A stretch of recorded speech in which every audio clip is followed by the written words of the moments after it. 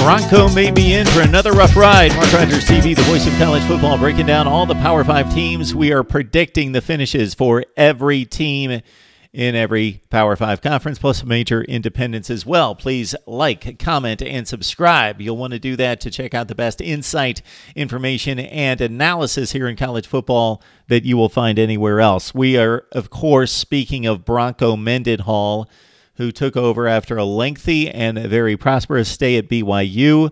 2-10 at Virginia his first season with much to get accomplished. 6 wins last season, but culminated with a bowl blowout at the hands of Navy. 6-7, 3-5 in the conference. All right.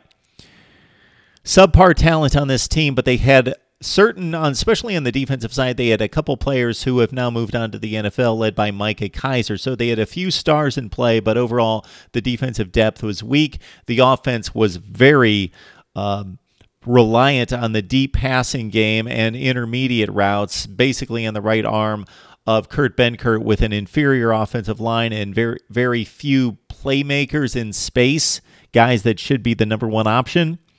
All right.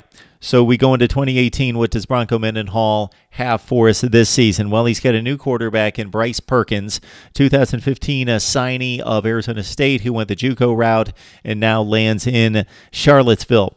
All right.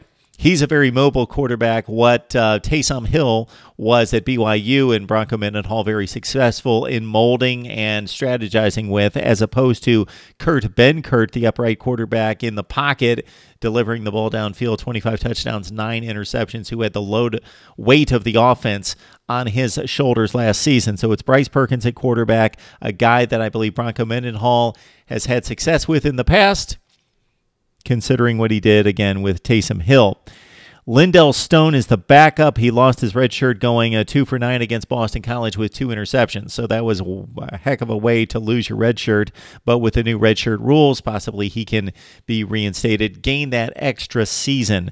All right, the weapons starts with Olamide Zaccheaus. He caught 85 passes last year. Virginia so reliant on the pass last year, 5 touchdowns, but on the downside, only 10.5 yards per reception. Evan Butts, 32 catches, 2 touchdowns. He's back, but as a wide receiver, only 8.2 yards per reception.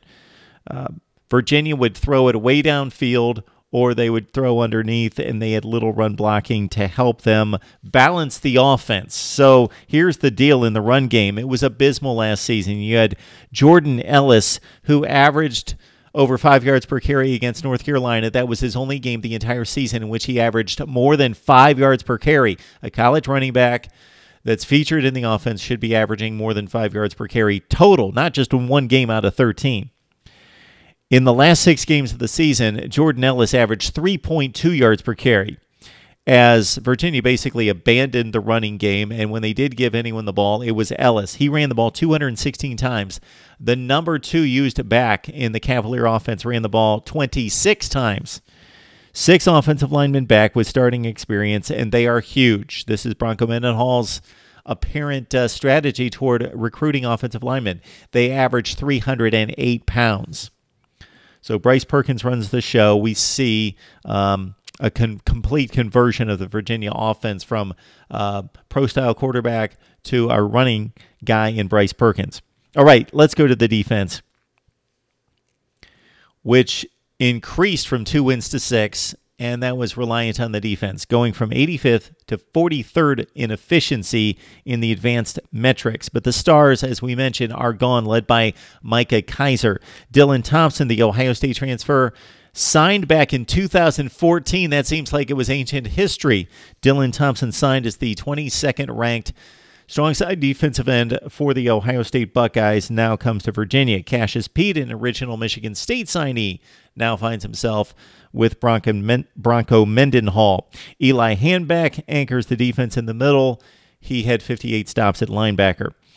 Tons of other quality linebackers include Jordan Mack. He had 114 tackles and 7 tackles for loss and 3 sacks. You've got a few cornerbacks back in Tim Harris and Miles Robinson, but they're talented, but they need to stay on the field. They've been injured in the past.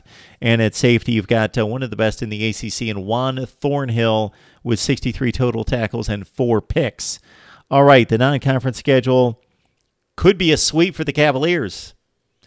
They're not a very good football team, but they could win all the non-conference games. They've got Richmond, Ohio, and Liberty. Those have to be wins. They also play at Indiana. Louisville and North Carolina State are the crossover games for Virginia, so two difficult opponents for them to defeat there out of the Atlantic Division. Virginia goes 3-1 outside of the conference. They go 2-6, with the likely candidates being some combination of North Carolina, Duke, Pitt, Georgia Tech maybe. They defeated the Yellow Jackets in November last year to become bowl eligible. They win 2 of 8 in conference. Virginia fails to get to postseason play. It's a minor step back for Bronco Mendenhall, but expected considering the graduation losses at quarterback and the defensive stars leaving for the NFL. That's Virginia football. That's my take for 2018. Pretty forgettable season at 5-7, 2-6 in the ACC. I invite you to leave your comments on anything concerning college football, certainly Virginia football, but most notably, I want to hear your prediction on the Cavaliers here in 2018. Leave those in the comments section right here at Mark Rogers TV, the voice of college football. And please join our newsletter, which is coming out the first week of the season, with stats, trends, and facts that you will not find anywhere else, plus my analysis week to week and channel updates. Send me your email at markrogerstv@gmail.com, and we'll get it out to you starting with week 1 right here at Mark Rogers TV, the voice of college football.